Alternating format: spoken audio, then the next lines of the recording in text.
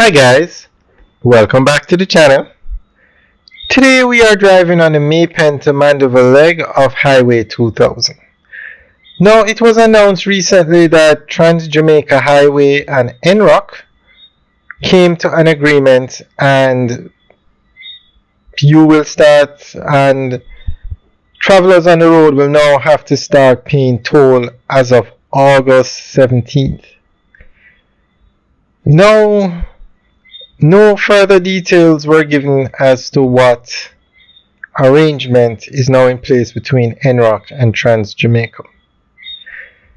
Now, when this road was opened, this section of the road was opened last year, there was no agreement between NROC, well I shouldn't say there's no agreement.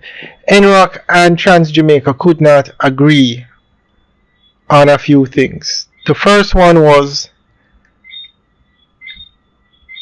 NROC, which represents the government, wanted Trans-Jamaica to pay them the $188 million that was spent to build this road.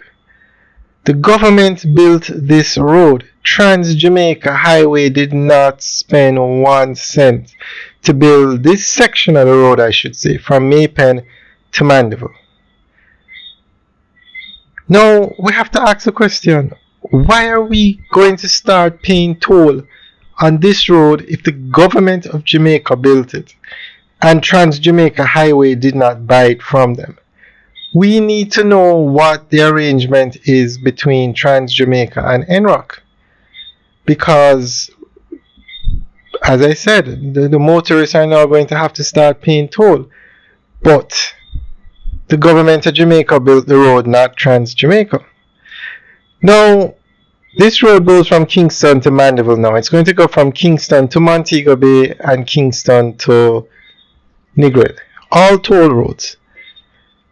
And the first section that was built by a concession agreement where a third party built the road and then toll was collected via the concession to pay back for the cost of building the road.